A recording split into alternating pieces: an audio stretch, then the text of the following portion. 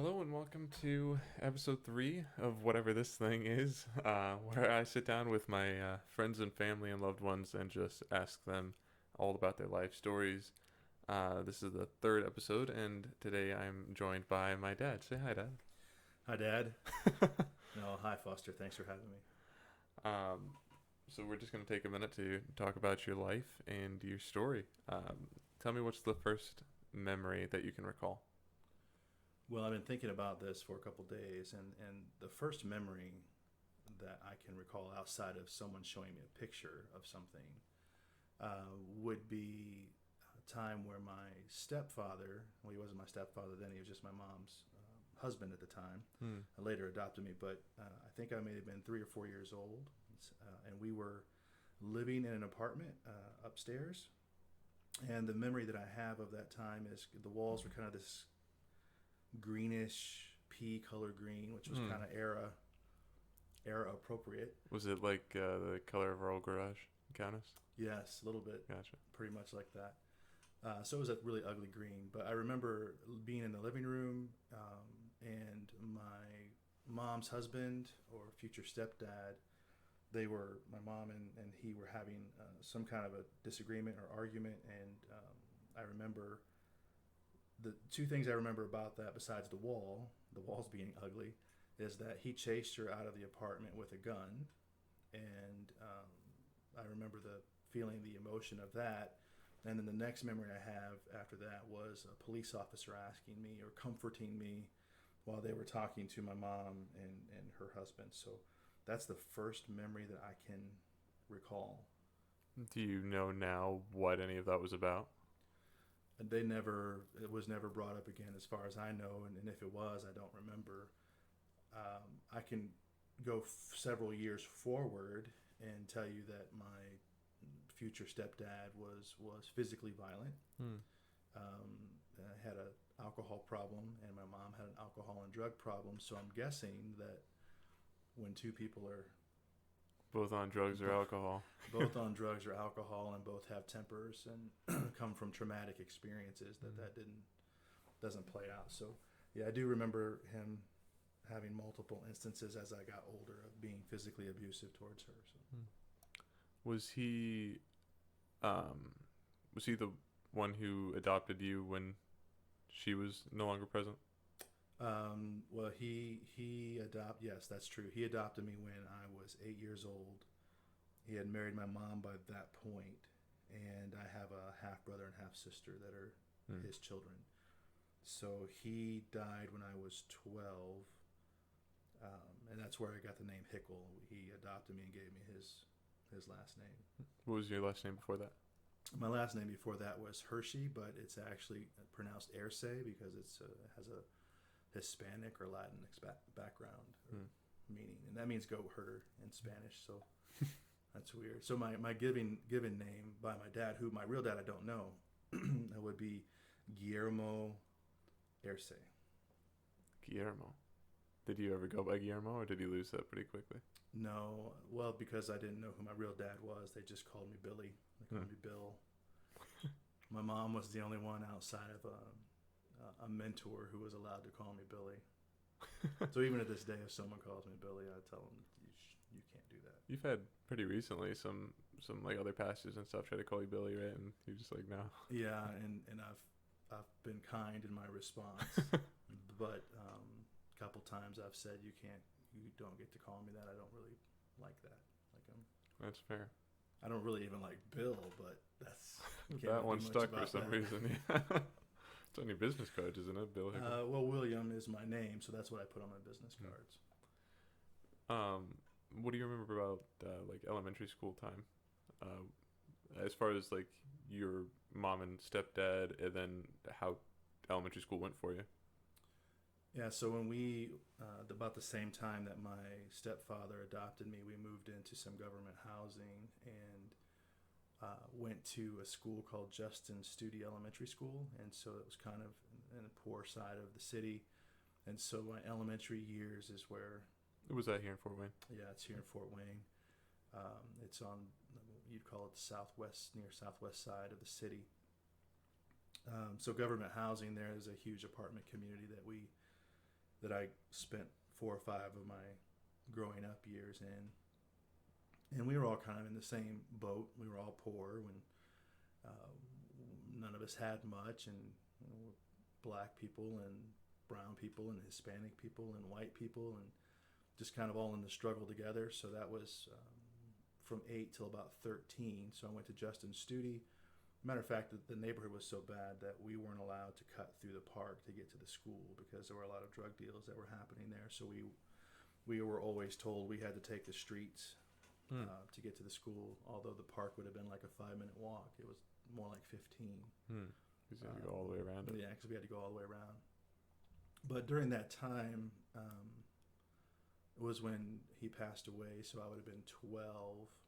And I think we lived there for maybe another year and a half. But I still have some friends from those times. Those were not the best times, but when you're young, you don't always know that you're necessarily poor or that you're going through something difficult until you can look back on life. But from there, I went to middle school at 2 different schools. One was Portage Middle School, and the other one was Ben Geyer Middle School, and both very interesting choices for me. Were they more white people?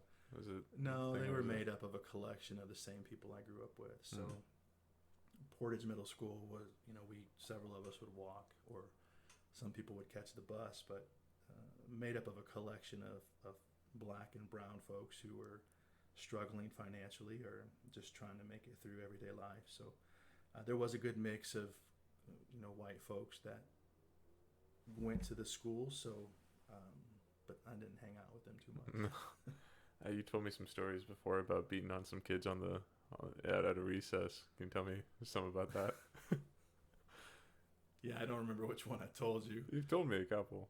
Well, because of my background, living in the government housing wasn't my first spot of poor life and struggle. So when I was in elementary school and middle school, I didn't look for fights, but I certainly wasn't in a position where I wanted to let somebody run over me or say things to me or about me that bothered me. So yeah, there's a couple instances where my temper flared up, because you can only suppress anger for so long, and it's going to come out somewhere, especially if you don't have a good outlet to distribute that anger. So there was a time where there was a kid in 5th grade, and I don't remember his name, but he lived in the good neighborhood. He lived in the white neighborhood with a with a 3-bedroom house. And you look back at it now, he probably wasn't much like lower middle class at yeah, best. He probably wasn't much better off than we were, but he had a home, so and a car. But we were in the bathroom one time, and he was kind of like my arch nemesis in 5th grade. And we were in there by ourselves, and he called me a bitch. And we were both at the urinal in that moment, going to the bathroom. And I remember before we left the bathroom, I smacked him across his face. And I still remember the welts or the red marks on his face. And I remember saying, "So who's the little bitch now?" What a line, by the way. Well, yeah, I don't. Especially for a 5th grader. He never bothered me anymore. So that was just another instance where I ended up in the principal's office, and the principal, during the time I was at Studi, his name was Dr. Culp, and so I spent a lot of time visiting him, either because of things like that or what the teacher viewed as bad behavior. And really, a kid like me, when I was that age, it's really not so much bad behavior as people not trying to understand why you're doing what you're doing. So if a teacher, instead of putting me in the office or sending me to the principal's office to be punished, would have taken the time to say, what's really the problem with this kid, instead of classifying me as a bad kid, that would have gone a lot further. But me and Dr. Culp had a good... Well, you remember him more than you remember the guy that you hit. That's right. Several years of... Must have had some sort of good, on-standing relationship. Well, during that time also was when teachers, and specifically principals, were allowed to use a paddle. And so I think he was the last principal to ever paddle me before that kind of phased out. Yeah. I do remember another instance, and this one I don't know if I'm proud of or if I'm not proud of. So when we were talking about my stepfather, when he died when I was 12, I missed a couple days of school. And I was still in trouble, 6th and 7th grade. I still had issues, misunderstood, or however you want to say it, or anger, whatever it was.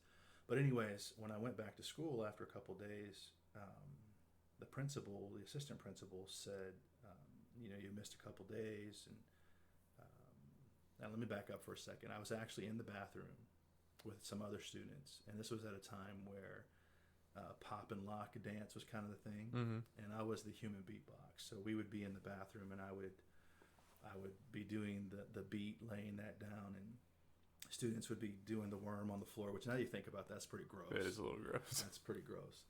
But so we did that during our break time between classes, and then I got called into the assistant principal's office because I was late to class, and he was saying something about, I'm going to call you. And granted, I already missed a couple days, and so I was back in school, and he was threatening to call my dad.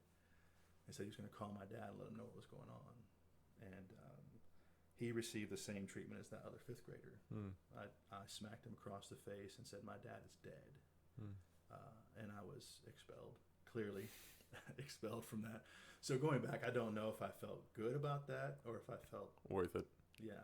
You think it was worth it? Totally worth it. Absolutely. It's not his, it wasn't his fault that he didn't know that. But, right. And it's not even like I cared that much for my dad, because my dad was a drunk loser, or my stepfather. But if I want to talk about my family, that's up to me. Right.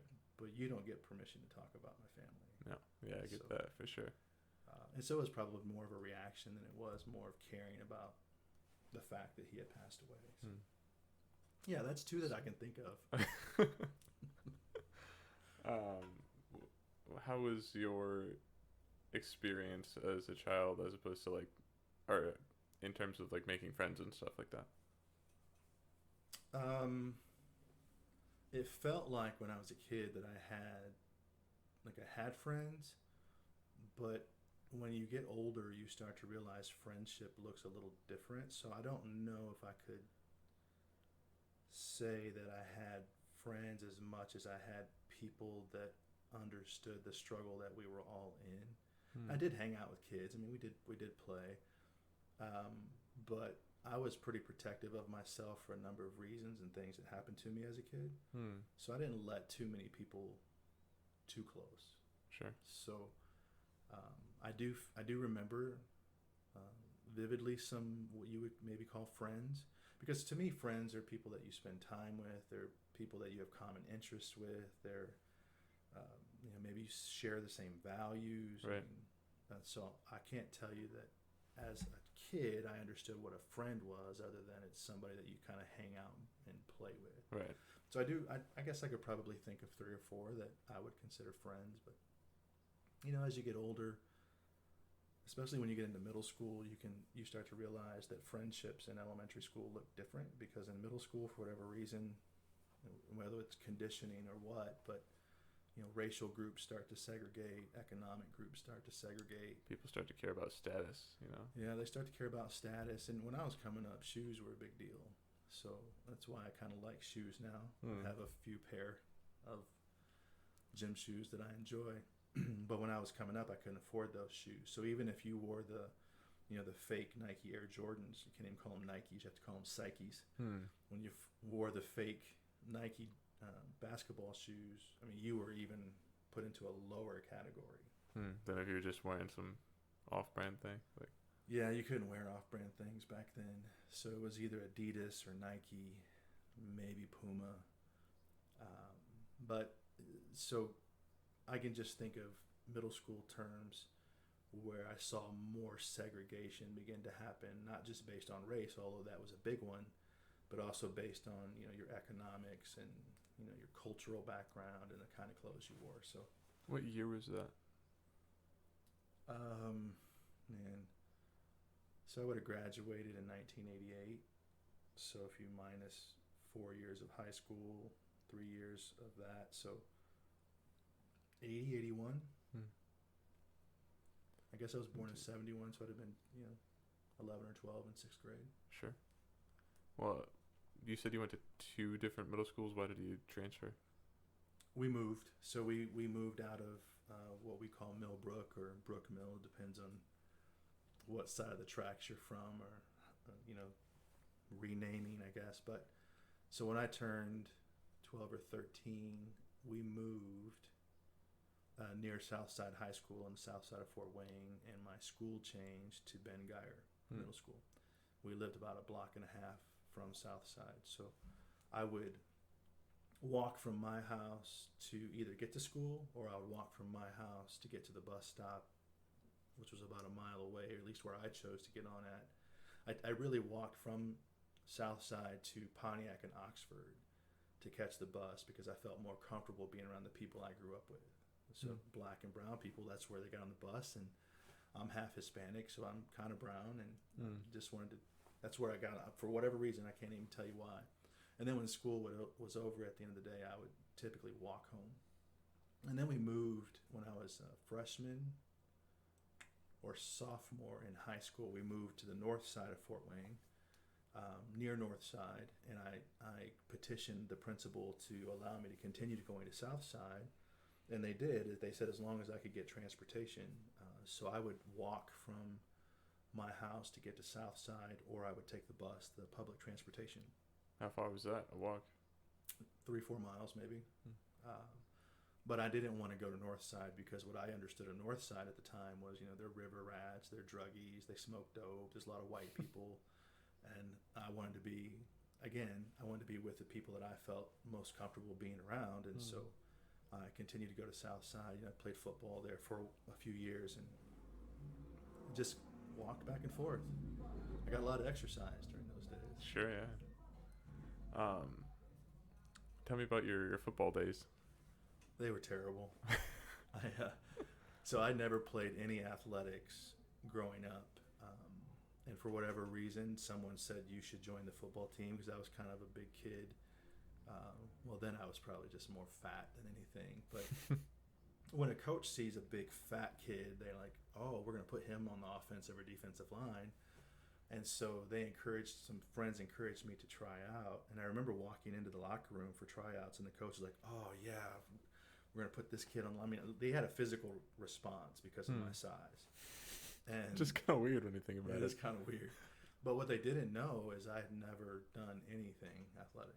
Right. I'd never run. I'd never lifted weights. I never played flag football, never shot a basketball, any of that stuff.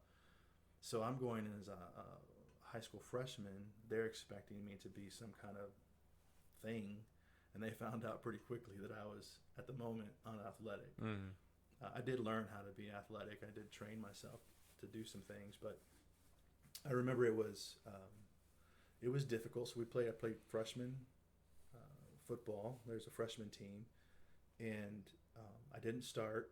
I practiced. I did all the stuff I was supposed to do, but probably didn't have good work ethic. It was something to do. It's either do this or be at home being miserable and being abused or being lonely or whatever. So that's where I spent a lot of time. And so as a freshman, I did that. And then as a sophomore, I was on junior varsity. And then I think my junior year, between the sophomore and junior year, the head coach of the varsity team wanted me to practice over the summer because he felt like I had some potential to be a decent player for the varsity squad. And so I started doing that, and really had set a goal for myself that I would go play for Michigan State, high school kid thinking he's going to get a scholarship. And I was green and white at Southside, so Michigan State was green and white. Right. They had an S, we had an S, and totally stupid thinking, but I had set a goal in my mind that that's what I wanted to do, and I wanted to be all SAC, which is Summit Athletic Conference. So I was determining to do that. And in between my sophomore year and the beginning of my junior year, my mom had basically squandered any monies that we were getting from the government in terms of helping us we had welfare and various things like that, so that money was used to help. So my mom used that money primarily on drugs and alcohol. And so between in that summer, all of those dreams of playing football ended because I had to get a job. Mm. And so I began to work full time and go to school full time my junior year, over summer and into my junior year, so that I could bring in some money to help care for my brother and sister. And so I didn't play football that year. And so that sucked, really. Right. It's because no kid who's 16 or 17 should have to be responsible for that much adulting. And that was pretty much my childhood. So even when I had my stepdad around, I'm the oldest kid, so it felt like I was always the one who had to be responsible for stuff because they just weren't. And so even once he passed away, my mom rented boyfriends basically. I can't tell you how many boyfriends she had or how many times she's been married, but she was either drunk or hungover or on some kind of other drug, which left 10, 11, 12, 13, 14, 15, 17-year-old boy trying to be the man of the house and take on the responsibility of raising a younger brother and sister. So all that to say, I got a job and tried to supplement whatever bills needed to be paid that way. How pivotal do you think that that year is to you becoming who you are now? Well, it's clearly something that I remember, so it was clearly something that was emotional for me. And I think what that led to, and I don't know if you're aware of this, but what that led to is me needing to leave school and work more hours and get a different job. So I didn't graduate high school in the traditional way. I didn't have a graduation ceremony. There was nobody there cheering me on who even cared about education for me. So as my mom is spiraling more and more out of control, obviously I don't want my younger brother and sister to have to struggle the same way. So I would be the one that got up, got them ready for school, made sure they had breakfast, made sure they were going to get home and have some dinner, try to work. So basically trying to be an adult when you don't know how to be an adult. Did that for way too long as a kid. And so I didn't finish high school. I just worked. And then I met your mom over one summer. I was dating some other girl, and that girl was mom's best friend at the time, and my best friend was dating. Anyways, two of us were dating different people. And we got rid of those losers, and then we started dating. So when I was 17, we lived above a bar just near north downtown. And it was called the Pantry. And so all night long you're hearing this music coming up through the registers and the smell of smoke and alcohol. And I hope the rent was cheap. The rent was probably cheap, yeah. And roaches, and that's not a new thing because where I grew up, it was a similar thing in terms of bugs. But all that to say, living there for a couple summers, your mom, my current wife, which is just make sure we clear that up. Pam Hickle. Pamela Faye. She would come and visit, and she was really, really.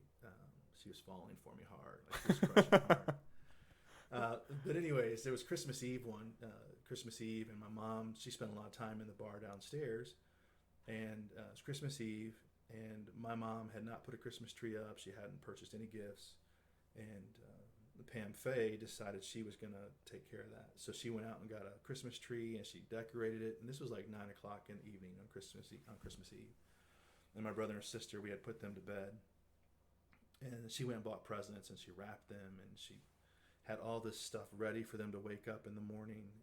And then my mom and then another husband, a different husband, come upstairs, and she sees the tree, and she's like, oh, let's wake the kids up. Look at this. Let's open these gifts. And she really wants to have this Christmas that she had nothing to do with. And so, I guess it was maybe midnight, 12:30, somewhere in that range. and I'm pissed. Like this, you didn't have anything to do with this. Pam has done all the work. You're causing this commotion, and that all of that led into a physical altercation with her then husband guy. And so we had some fighting, and it's funny now when you look back on it. It's really sad, but in some ways it's comical because I remember him saying to me, you know, I've been in prison. This is going to go back to this fifth grade dude. I remember him saying, I've been in prison. I will kick your ass. And I just remember saying something like, I don't give a fuck where you've been. I'm about to beat the shit out of you. And I remember just punching him in his forehead over and over and over. And my mom jumps on my back, and she weighs at the time, maybe weighed all of 85 pounds. Right. If she was wet. and she's on my back, and she's just swinging around, leave him alone, leave him alone. And I just remember just punching him in his face. And there's some gratification in that. Sorry if that offends anybody, but there was some gratification. It felt like some holy justice was happening. Sure, yeah. And so, so the sad part about that is that my mom kicked me out that night. So at 17 years old, I was no longer in the home to take care of my brother and sister, and I was on my own. And so I moved in with Faye Hickle, Pam Hadley then, and her mom allowed me to stay there for a little while. And so the things that kind of unfolded after that is my brother and sister were then removed from the home shortly after that and put into, you call it temporary foster care, but they ultimately ended up in a children's home where they were both raised from then on until they graduated from high school and a little after. So, do you think that split was the difference in ideology between you and Bob? No, I think so. My brother Bob and my sister, even though we grew up in the same circumstances, they're very different people when it comes to how they believe about racism and prejudice and economic disparity. They just are just different people. So we grew up in the same household. We grew up with the same sets of people around us. I gravitate more towards black and brown people, whereas my brother really doesn't have much to do with anybody who's black and brown unless he can get something from them, I suppose. But he's I can't be mad at him because whatever trauma he went through as a kid has impacted who he is.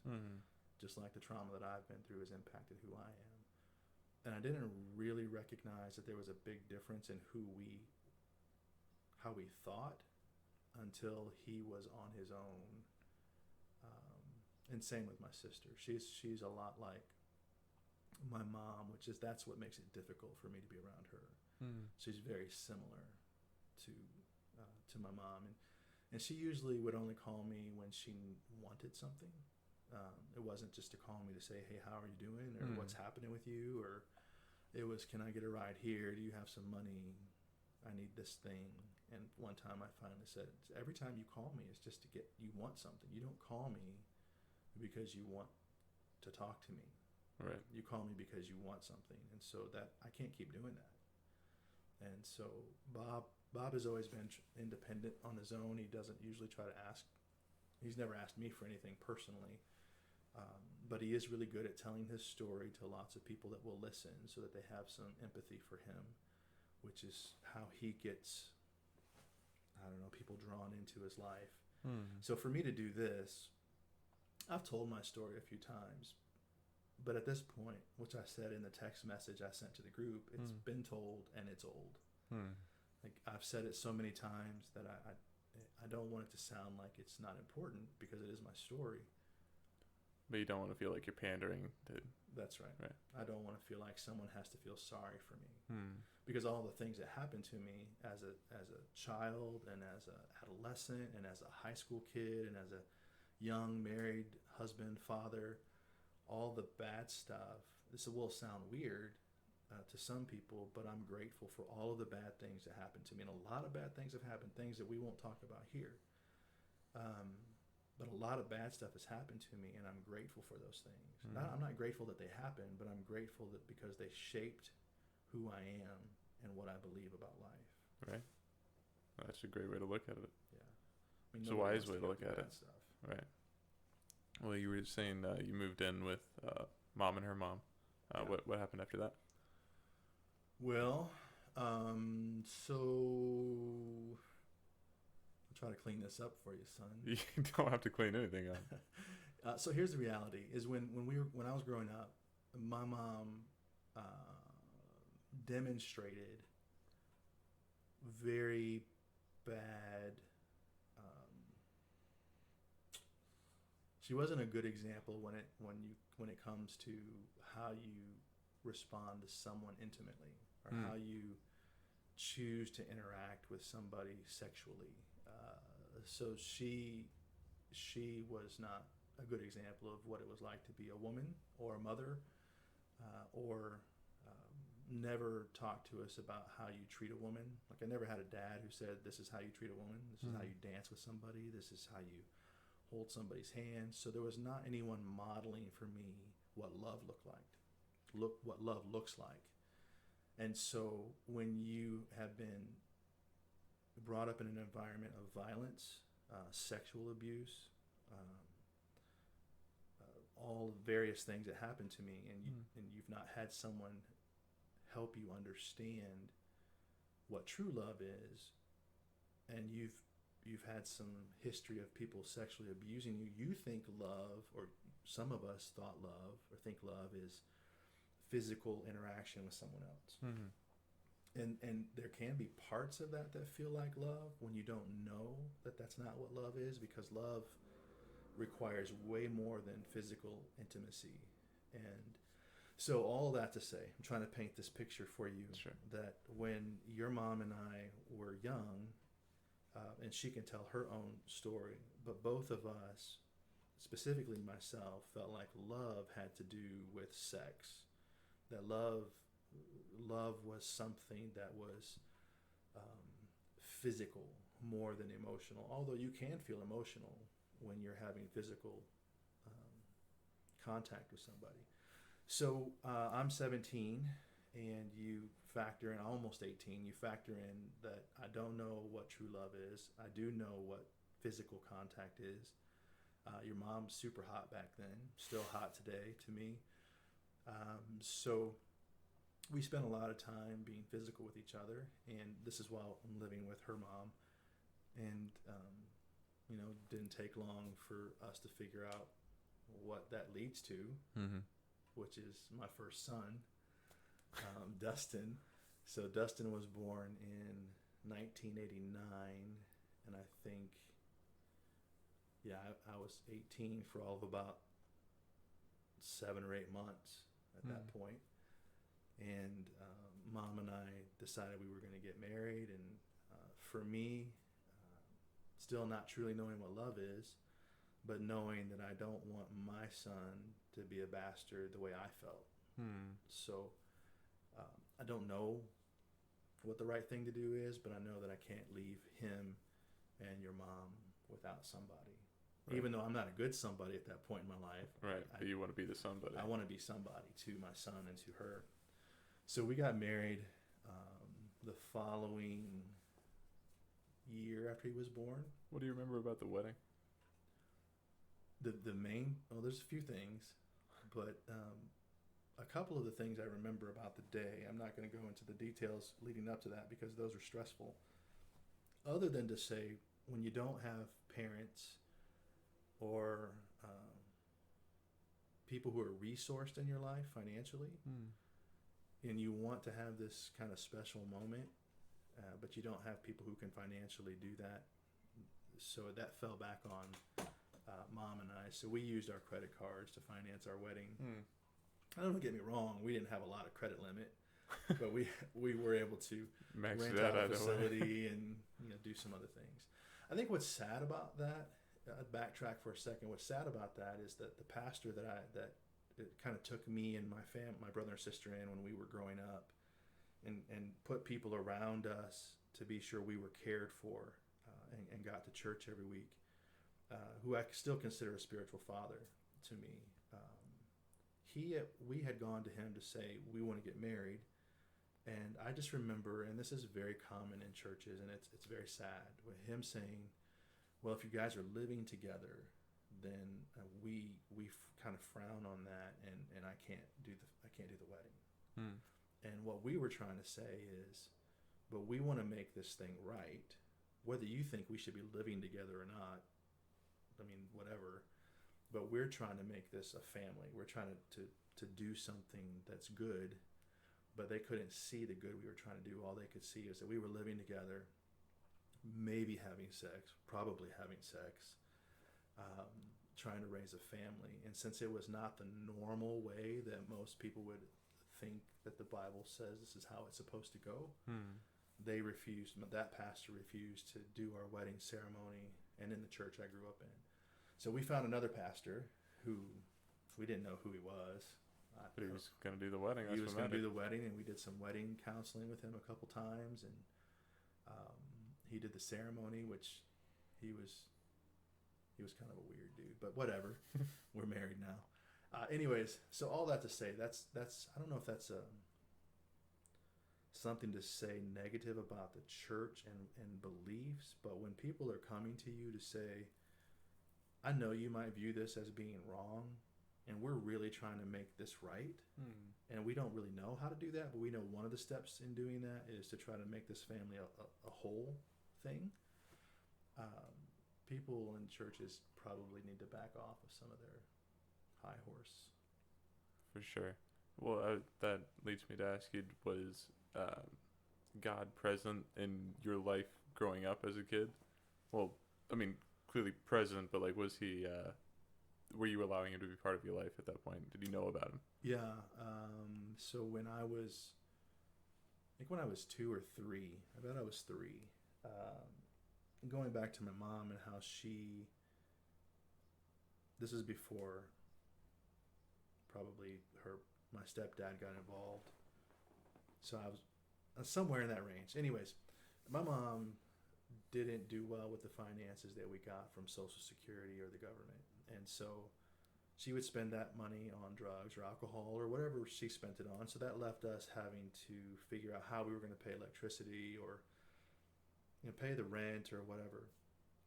And so she would find these churches that would help pay bills. And she was really good she was very resourceful when it came to using other people's money. And so one of those churches was a Broadway Christian church, and she went to them at some point and said, "Hey, I've got these bills, I need some help, I've got these kids."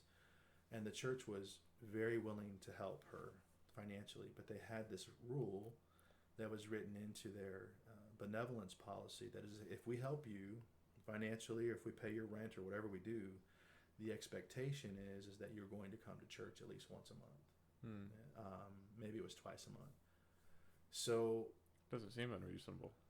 It doesn't seem unreasonable. That's right. No. And so to answer your question, my relationship with church from early on was because my mom made a commitment to go to Broadway because that church was helping us financially.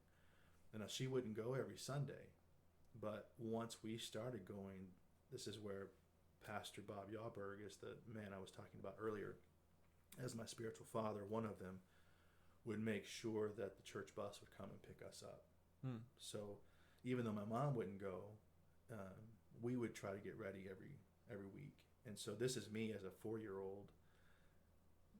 or 5 year old going with a 2-year-old. Like my brother, when we first went there, I remember people telling me the story of he would come and his milk would be curdled in his bottle, and he would have his eyes would be so matted shut that they hadn't been cleaned out for a while. And so I just remember people telling me those stories. I don't remember those directly. And so he was very little, so I can only say I was 3 or 4 when I went. But my relationship with church was from that context, that someone valued us enough that they made sure they sent somebody. And even if there was no cell phones back then, so they would just show up and knock on the door. Are you going today or are you not going today? And most days we would go. And so from early on, I knew there was this relationship that I had with God, at least in believing that there was this God that wanted something better for me, Mm-hmm. and different for me. And then at the same time, I'm still living my real reality of, abuse and poverty and all of these other things. And so growing up, there were these two parallels that kept happening where I would go to church and these Christians would show me this great amount of love and tell me about Jesus and how much he loved me. And then over here, I'm living this other life of, abuse and pain and sorrow. And so those two things kind of went in parallels with each other. And I don't know, maybe until I was in my late 20s, if I started to reconcile that all of the things that were bad that happened to me could be used for good. Mm. And so I think that's where I started to, because I could never reconcile a Jesus that loved me and would allow me to be sexually abused at the same time. Right. Like I couldn't, as a kid, could not figure out, if you're telling me Jesus loves me, then why is this happening to me? And so that was a dichotomy that happened for a long time. And as I got older, I started to recognize, well, God doesn't necessarily control what man does to me, because men have free will. Men and women get to choose what they want. That's not God's will for me, that something bad happens to me or my family. And at the same time, God can use those things that are broken or cause pain at some other point in your life when you can look back at them and use them to maybe help somebody else in a similar situation. So, When did you become saved? When did you? I accepted Jesus into my heart when I was Jesus. I bet I was 8, and then I did that at camp. I went to a Christian camp when I was a kid, and again, the church financed that for us because we couldn't afford it. And so I accepted Jesus when I was 8, and I think I was baptized when I was 12. And the thing about the church in America is there are a lot of things as I'm older that I wish I had not ever learned about church. Because I'm not sure that the way we teach church and what the Gospels say about Jesus line up with what I think is true today.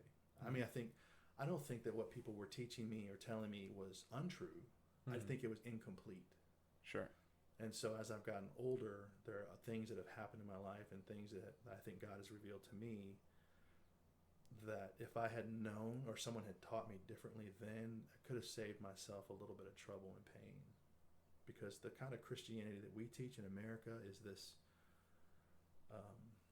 the gospel that we mostly refer to in this country is the gospel of being saved, the gospel of getting to heaven. Like, so we hell and fire and brimstone and give your life to God so you don't go to hell. That's kind of the gospel that I was brought up on, versus the gospel that Jesus talks about is good news, that he came to to help the poor and to save those who are lost and to free those who are prisoners and to speak up on behalf of the oppressed. That's the gospel that I have come to love as I've gotten older. Right. I think that the gospel of being saved is true, but it's just incomplete. It's not the full gospel.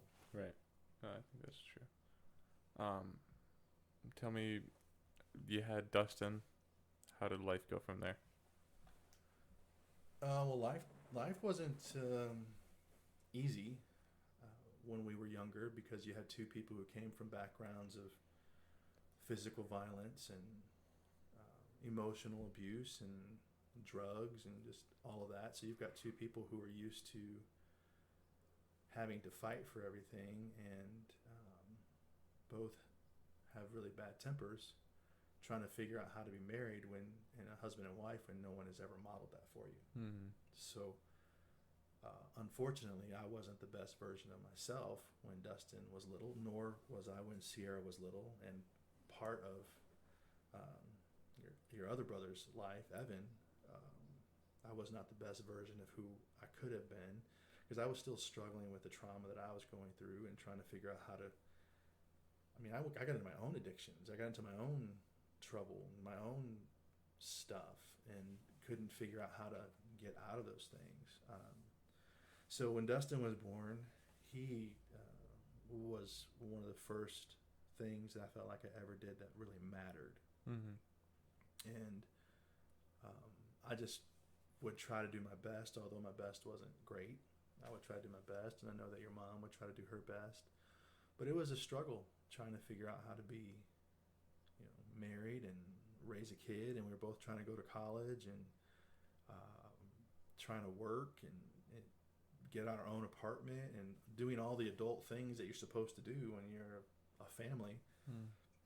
And there never was enough money, and so your brothers and sisters fondly remember just disgusting dinner foods like Goulash and tuna noodle casserole, which is classics. Classic. We love those. Cornbread, Jiffy Mix. But as we got older, we began to heal a little bit, and we're never going to be completely healed of all the things that have happened to us in this world until we are in heaven with Jesus. But we're becoming more healed as we get older. So then we had, Dustin, and then Sierra came along, and Evan, and then Foster and Abby. Of course, you're Foster. So we have five kids as of this moment, and one granddaughter, and we have a daughter-in-law and a son-in-law, and so all of the stuff that I went through and as a kid, your mom went through as a kid, we went through as a married couple, and continuing to have kids for who knows why we kept doing that. But I'm glad we did, because each one of you is special and important to us. We've come to understand some things about life out of all of the tragedies, and I think for me, I've spent a good portion of my life, at least probably half of my life, trying to fight for those who don't have a voice, or stand up for injustice and oppression and racism, and those are very strong passion points of mine, as they are for your mom as well. Matter of fact, when we leave here, we're going downtown for another march. This is, if you're just hearing this is on the backside of George Floyd's murder. And so protests have been going on all over the country for a good 3 or 4 weeks now. So I wanna come back towards this spot that we're just talking about, but you had a few different jobs and careers that were pretty important to your growth as a person, I think. Mm-hmm. Tell me about. Let's start with, what job did you have when Dustin was born? Jeez. I think the job I had when Dustin was born, I wish I could remember. Was it you who told me you did a job where you had to clean the tank of something? Yeah. So that was one after Dustin was born. I worked for a company that retrieved what's called petroleum naphtha. And petroleum naphtha is a chemical that is used to clean off automobile parts when they're in the mechanic shop. So, if the mechanic pulls brakes off your car, or they're working on something, they would take these parts to clean them in this chemical. And so I worked as the warehouse supervisor when I was 19, I think. 19 or 20. I think 19 and 20. And part of my role was when these service trucks came back for the evening, they would have all of this dirty petroleum naphtha that they had collected from these shops across the city. And what was the dirty part in there is you'd take these barrels, 55-gallon barrels, and you'd dump them into this big container that was outside, and they would get pumped into this big silo because it's dangerous, and you'd have to wear a mask and gear on your body because it's unhealthy for you. And in the bottom of those barrels is this sludge, or this residue that's left over from cleaning all these parts. Right. And so once a week, part of my job was to get down in these pits and drain out all of the chemical, but what's left in the bottom is this sludgy. And you had to clean all that out. I had to clean all of that out because that stuff was not supposed to go into the big tank that would be collected later. And so that was really hard on my body. I could feel my kidneys suffering during that time. but it was the best money I ever made. Yeah. It was decent money, but so I left there. I did that full time, and it was kind of a second shift gig. And I think I started going to college, and so I started another job. I remember is I was collecting this. I'd go around to different medical offices, and there's this X-ray film they take, and if you look at the X-ray and they put it up against the light, and you can see your bone structure and all that.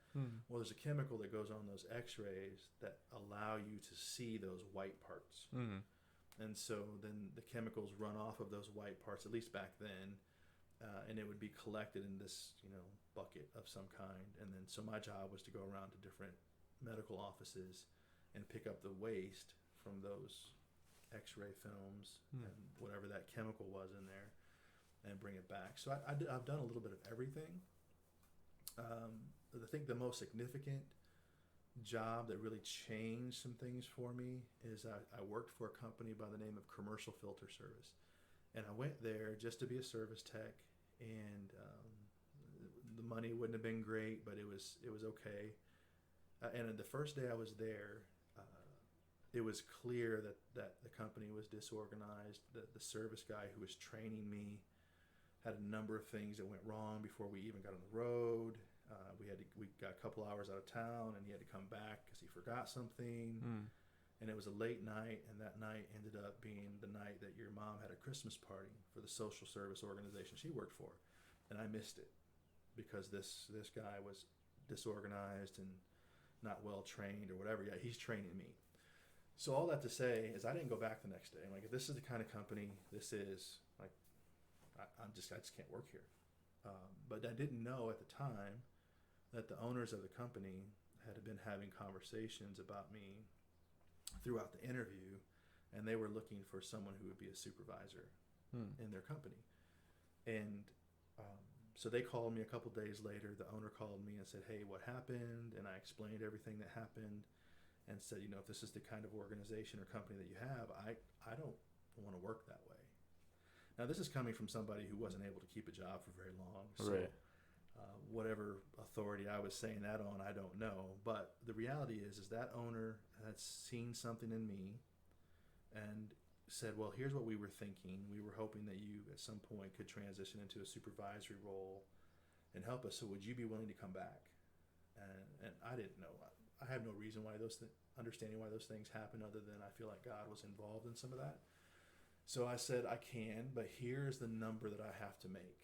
And at that moment, they didn't have enough resources to pay me. They weren't even making payroll with the people that their service techs they had on staff. And I remember this conversation going on for a couple weeks, and I said, this is the minimum that I can make to come and work for you. And they had conversations with their accountant, and I remember him saying to me in a phone call, we're agreeing to this, and we're doing it. My accountant says we can't afford to do it, and I'm telling her we can't afford not to do it. I can't tell you what he saw in me. I can't even remember why he saw any of that. But that was the Bob first Worley? That was Bob Worley, yes. And that was the first time I felt like somebody saw some value in me. So I was there for 7 years, and I was just kind of a service tech for 6 or 7 months, and then began taking some more leadership responsibilities as a supervisor. And what I remember about that time, several things, is one, it was the first time where I felt like somebody wanted to invest in me in terms of my business acumen. And so those 7 years, he spent a lot of time teaching me about business and teaching me about leadership stuff and making an investment in me. And of course, we grew the company. We got out of where we couldn't afford to pay people, and we were paying people, we were hiring people. And there's a couple other people that came on the team that helped that, but I feel like I had a significant role in that. So we got from not being able to make payroll to buying a new building with having new trucks and landing some very big customers and like Walmart's and Myers, and felt like that was a really cool time in my life where I got to learn about business and grow something. So from there, I had spent a lot of time at the church where we took our family, which was Fellowship Missionary Church. And while we were attending Fellowship, I was volunteering for a late night basketball program there. I did that for several years while I was still working at commercial filter service, just because, again, I like being around black and brown people more than I like being around other people. Tell me real quick, you were running a basketball league, Fort Wayne's Best, but also when you started freshman year of high school, you had never played basketball I before. never. How is it possible that you now school me every time we play basketball? Well, just because I didn't do those things didn't mean I didn't have some athletic ability. Hmm. I just never did those things. Gotcha. And so, yes, Did you pick it up through running the league, you think, your skill, or is it? I picked it up through high school and in my 20s, Okay. which is the story that you hear Dustin tell a lot when he's at the basketball court eating green glass while I'm out there running up and down the court. Right. Was kind of a playground legend back then, but I was a terrible father letting my kid eat glass. So I spent a lot of time playing basketball when I had free time, and to the detriment of our family, truthfully. Hmm. But as you get older, you realize you don't have time to do those things, and you probably shouldn't have. So yeah, I do. I don't know that I can school you today because Well, I don't think you have the legs and back for I'm it now. getting close to 50, but I probably could. I could hold my own for about 6 or 7 points, and I'd have to take a break and be hurt the next day. I think you have the technical skill absolutely to do it, but I think it's just the stamina and Does the have to shoot jump activity. shots. Yeah. No, but I did run that league, and I did grow. My athletic ability was there. I just wish that I had learned that sooner in life, because it would have been cool to be, the star athlete or a star athlete. I don't know if I ever would have been, but anyways, yeah. So I ran that league for a while as a volunteer, and it was a significant portion of my life where I made investment into young men. So I did that for 9 years. In the course of running that league, I became more involved in the church, which is, Fellowship is the biggest, most diverse church in our city, probably. And so I spent some time as a volunteer, but then we started having conversations of coming on staff as a director and doing small group communities and diversity events and just a lot of cool stuff. So that conversation turned into not just what ifs we did this, but it turned into an offer. And so I was on staff at Fellowship for 9 years, I think. And during that time, I moved from being a director to taking classes, theology classes and leadership classes, to become a licensed pastor, and then eventually ordained pastor in the missionary church. And that was a significant part of my life as well. And then I moved on to lead a church for a couple years on the inner city of Fort Wayne, and then took a year off to recover, because church is hard and church leadership is hard, and sometimes Christians aren't very nice. So we took a year off, and I made some leadership errors that led to just our time ending there, on top of people just being not very nice. So I took a year off just to work for a friend that I actually grew up with in Millbrook, a black friend of mine. I went to his organization as a project manager. And what's cool about that connection is that's a kid I grew up with. He's not a kid anymore, but someone I grew up with that I didn't think so much as of a friend then. But as we look back at our life, we mutually see some connections that have happened since childhood and throughout the times we've been adults.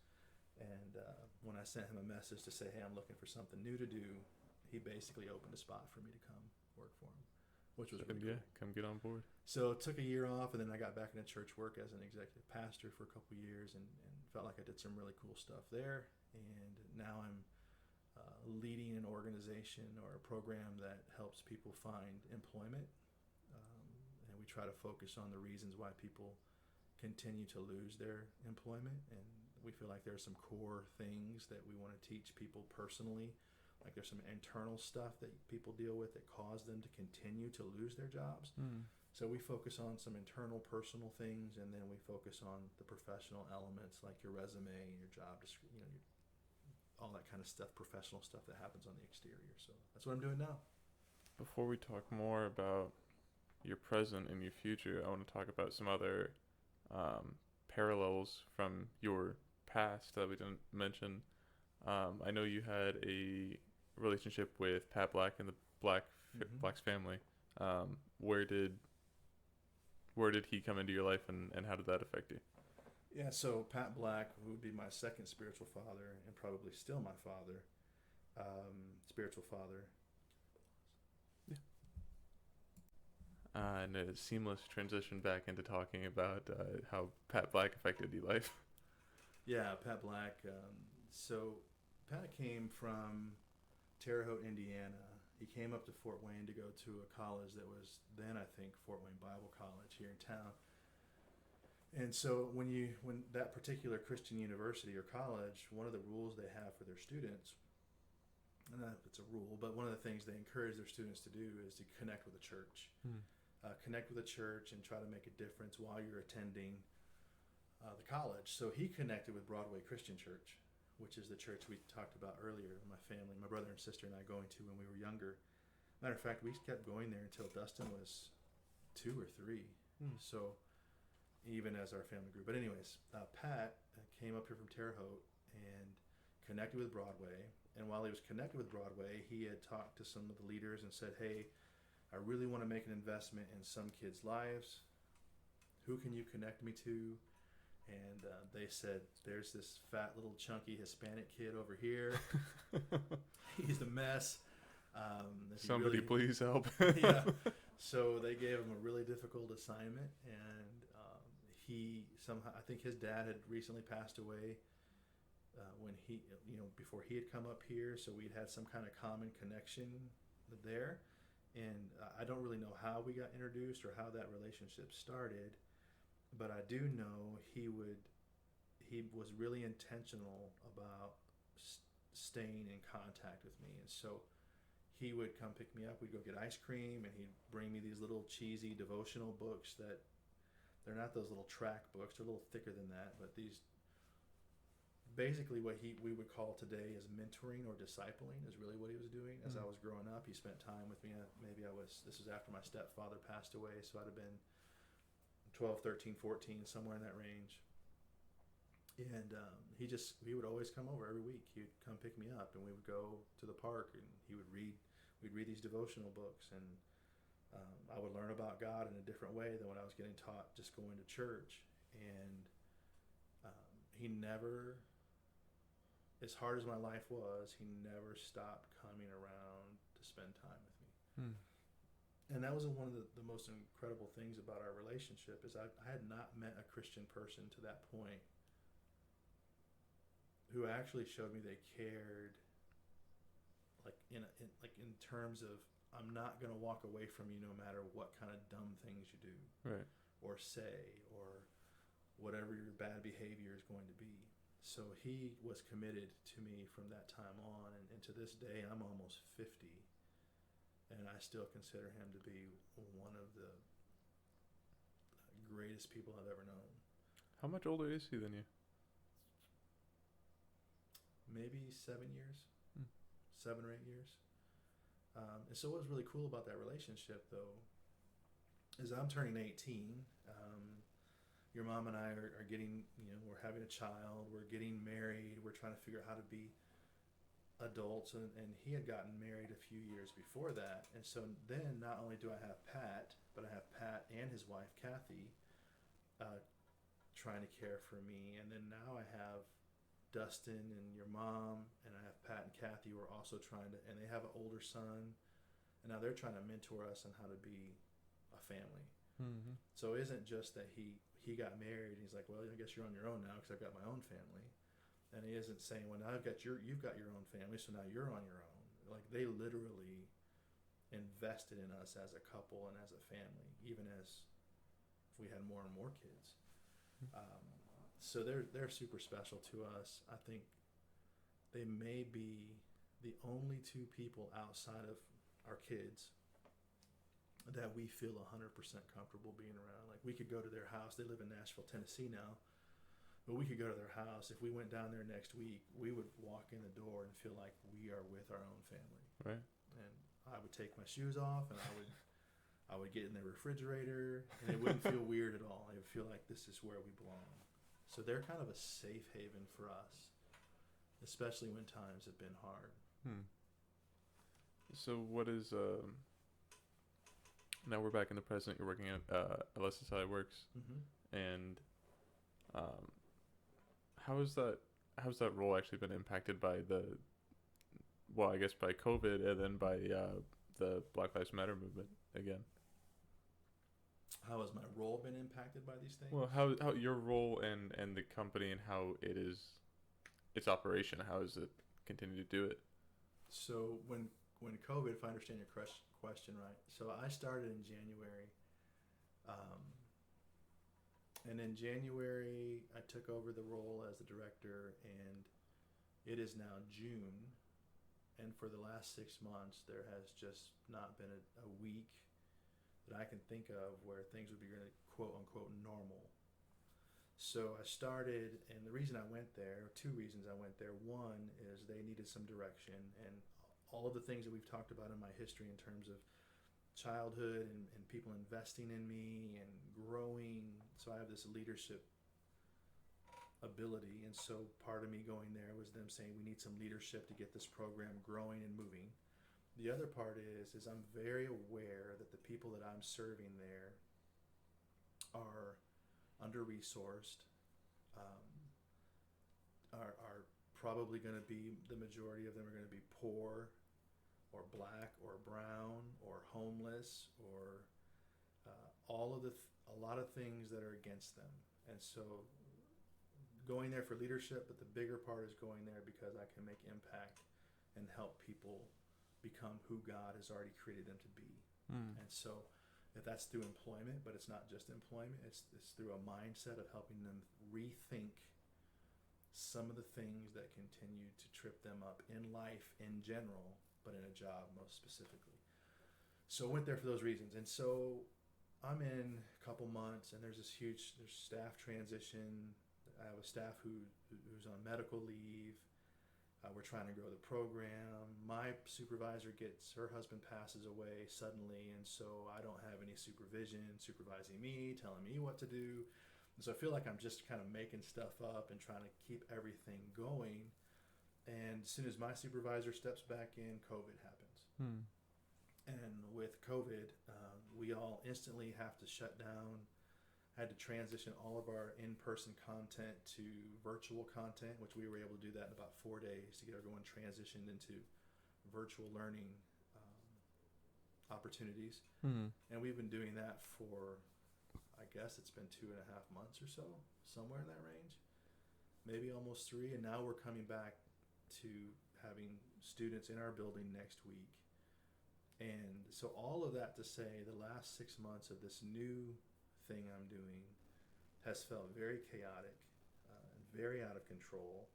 And some days I go to the office and I'm not even sure if I'm doing it right, because how can you know if you're doing COVID right? Mm-hmm. How can you know if you're...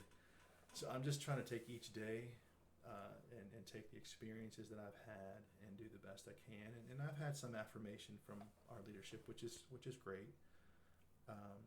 But I'm looking towards the day where things kind of smooth out and I can settle in, because it has felt like 6 months of chaos. Sure, yeah. It hasn't felt like there's been a day where I can go in and just like, whew, all right, what can I do today? Oh, okay, I can make a list. I don't get through a list any day. Hmm. I try to have zero scroll in my inbox of emails. That rarely happens. And it's really the thing that we have to battle as leaders, is the urgent versus the important. And so there's always going to be urgent things that interrupt the important things. And so that's really what has happened. There's these important things that I need to be doing, building relationships with other social service agencies, building relationships with potential donors and funders, growing the program, managing the staff. Those are all important things. And then COVID happens. Now that becomes urgent. Right. Or one of your staff people gets sick and you've got to flip everything around just to keep scheduling going. That becomes urgent. And so I feel like I'm doing okay, but I would just say this to you, Foster: nothing worth doing is easy. Mm-hmm. And so this is what I've spent the last half of my life on, or a little less, trying to do things that matter. Right. And And so anything that matters doesn't come easy. That's totally fair. Yeah, I think. I mean, that kind of leads me back into the current situation of the United States anyway, where uh, people are no longer taking the easy way. You know. Yeah. Yeah, and I would say this: your mom and I have been in the work of anti-racism, prejudice, social injustice, oppression. We have been in that work for probably close to 20 years Hmm. of speaking up, out, and there's a price to be paid when you want to say stuff that's true that white folks don't want to hear. Now your mom is white.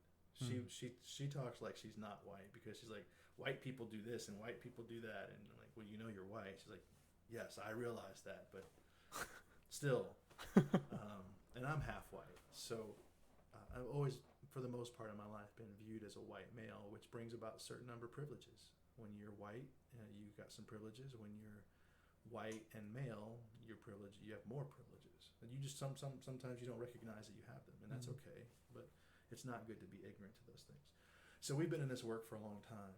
We've done a number of diversity conversations and dialogues and talked about what the kingdom of God really looks like and oppression, and we've just been doing it for a long time. So every time in the last 10 years there's another black man murdered or another black woman killed, or just people are going to prison in disproportionate numbers who are black and brown, even though they're committing the same crimes as their white counterparts. Over policing in those areas. Over policing. I mean, redlining. There's a lot of things that our country was built on that, if I could say it as politely as I can, because I don't know who will hear this. Say it however you want to say it. This country was founded for and to benefit rich white men. And that hasn't changed. And over policing in general in black and brown communities comes out of slave, policing comes out of white rich men telling non-white rich men that you're not quite at our level, but you don't want to be black and brown, so we're going to put you in charge of making sure the black and brown people stay in control. So there's a whole lot to that. All that to say that your mom and I have been doing this work for a long time, and every time something happens like a George Floyd or a Ahmaud Arbery, our hearts hurt because we have people in our lives that we deeply care about who are black and brown. And we've been doing this work for so long, and I hope that this moment is different than all of the other ones. That people don't just let it pass. I hope it is. The reality is I feel like it will pass just like the others. This does feel a little bit different, but for me, I've been doing this for so long and have been slapped back into the corner by more powerful white people than myself because I've spoken out on behalf of others. And I'm not going to stop doing that.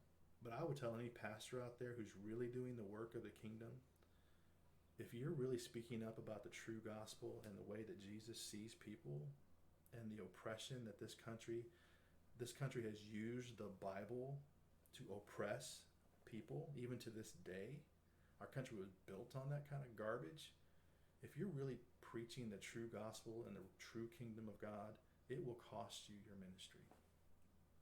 You may not want it to, unless you're a pastor in a black and brown church. It may not. But if you're trying to speak to power and tell that power that what they've been doing for 400 years is a sin, and tell a white pastor who's been brought up in white culture that you're not even sure if this country was truly founded on Christian principles, because if they were, just think about that. If we're saying this country was founded on a Christian belief system, but that Christian belief system was used to murder and to rape oppress, and to bring people over against their will and to build this country so you could get more rich. If we're saying that's the Christianity that was built on, then that's a false gospel. And so when you tell people you're not even sure this country was founded on Christian principles? And they're like, oh my God, what are you saying? You're a heretic. No, I'm just telling you, read your history, man. Right. So Yeah. all of that to say is we're hoping that this moment is different. We're going to be leaving here and going down to a march in downtown Fort Wayne shortly, and we've gone multiple weekends, and we continue to speak out. So I'm gonna ask you my two ending questions here in just a second, but I did want to ask you one other part of your history because I brought it up with Sierra earlier. How do you think the fellowship small groups affected you? Your small group that you were a part of. Oh, I should my say. small group. Wow. So there's some good and there's some bad in there. The small group that I created, I had asked Mom, here are some names of people that I think we could be in relationship with in a church small group. And they were all staff or sub, like parallel staff. And one of the couples was a biracial couple, married couple, so a black pastor and his wife, Caucasian. Although I always thought she was Puerto Rican or mixed because her skin looks like this. She's white. So black pastor with a white wife. The executive pastor and his wife. Another pastor and his wife. I think that might have been it. And another guy who had a para-church ministry that the church supported, and his wife. So I put those people together thinking that would be a safe group for us. And it turns out the only people that were safe in that group were the black pastor and his wife, because we found out quickly that folks didn't really want to talk about real life and real issues. They wanted to talk about what movie they went to see, and they have a lake house, or just clearly.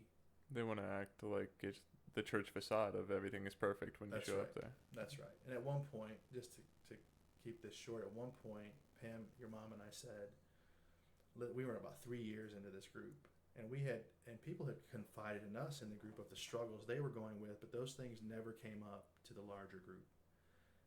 Because there were two couples in that group, the executive pastor and his wife, and then another pastor and his wife, who really just wanted to keep things surface level. Like, we're okay just talking about movies and us going to the lake house and us going on vacation, where there are people hurting in this group, including your mom and I. And so one night we said, listen, this is good. We've been doing this for 3 years, but we really want something more. We want to get beyond what we always talk about, and we want to go deeper. And the way it was put back to us, specifically by the two couples that were wanting to keep things more churchy normal, said we're good with the way things are. We don't want to do anything different, and you guys are really needy if you need more than this. And here's the reality, Foster, is we felt like those folks were becoming our family. We don't have extended family necessarily. We don't have grandparents, around. I don't even know who my grandparents are. So we felt like we were trying to create some extended family, not for us, only for us, but also for our kids. So they would feel like they had people that they could talk to and hang out with and mentor them. And so that didn't end well. And it became clear to Mom and I that we probably will never be in a small group again of any kind, unless it's led by people who are black or brown. Because I don't want the normal, everything is okay. Everything is not okay. You're a wreck most days. Just say it. Like, you're a mess. And if you can't say it, you've got a lot of pride and arrogance to think that you're okay. Then that same group was really good at dismissing other people's pain. So it was hard to be. It's like, oh, you're in pain, but it's not as bad as this guy, so it's fine. Or they just didn't want to have to deal with someone else's struggle. And that's just everything but biblical. I mean, we're created to be social. We're created to have other people um, connecting with us. And so I would say since the time we left fellowship and then at Harvester, which was a whole nother group of people who are all American, Not wanting to change anything. nationalistic, not really interested in the other, became clear to us that we may not fit in what the American church looks like. Mm-hmm. So we're trying to figure it out. We're looking for either a church where there's a black or brown pastor that we feel like we can follow, or a female pastor, or Well, if since I'm about to ask you what you see in your future, do you think, finding a church like that is possible for you, or maybe even starting a church? Have you considered that? I will say this: we had someone come over to the house the other night who wanted to talk about this racial stuff, and from our denomination, pretty high up in our denomination, in our region. And they wanted to talk about our thoughts on some of this stuff. And one of my responses was, so you want to talk to us now? When we've been saying these things for how many years? And nobody in that office wanted to hear us then. But now you want to come and talk to us. So I was a little bit salty. Mm. And I've had a few people reach out to me like that. I'm like, so now you want to talk? So I'm not sure I'm interested in starting a church. There'd have to be some really specific things about the DNA of that church that would have to line up with who I am. I don't know that I want to go through the pain of that anymore, because here's the one thing I've learned about being a pastor. You feel like people are your friends. You do stuff with them, for them. You counsel them. You help them with their marriage. You might do a funeral for a family member.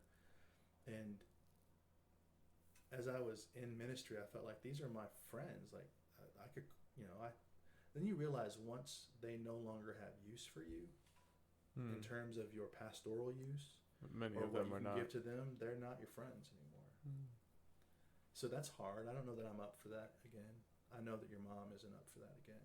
So going back to this guy who came over the other night, I'm saying all that to say this. Is I was fully prepared to lay my credentialing card on the table and walk away from it.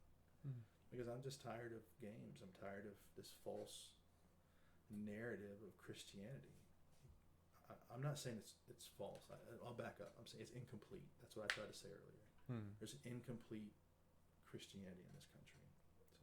Do you think if that individual offered you a position of going to other people like him and teaching him how to be different, would that be something you would want to do?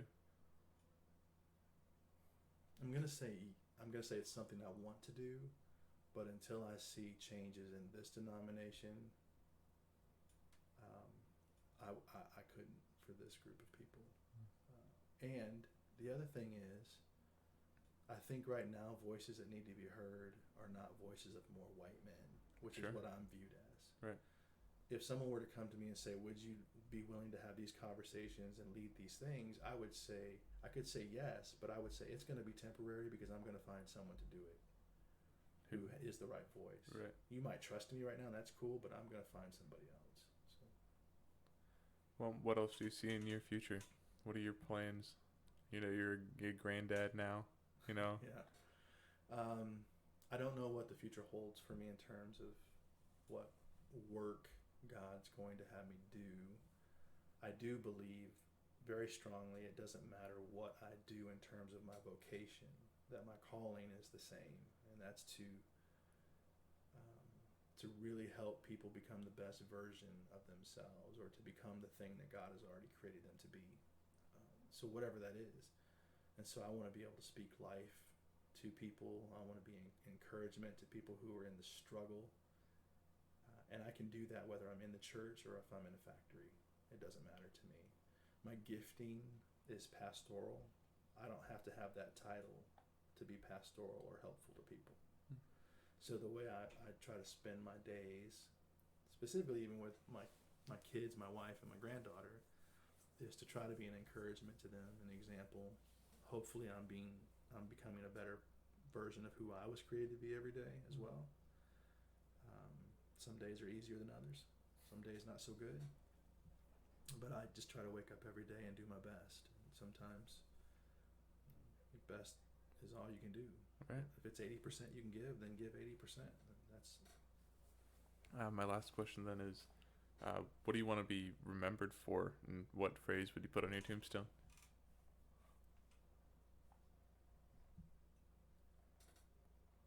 well. I thought I had an answer, and I forgot it. So I guess I don't have an answer. But I don't know what would be on my tombstone necessarily, but what I would want people to remember me for is somebody who gave a damn. As somebody who tried on behalf of the other.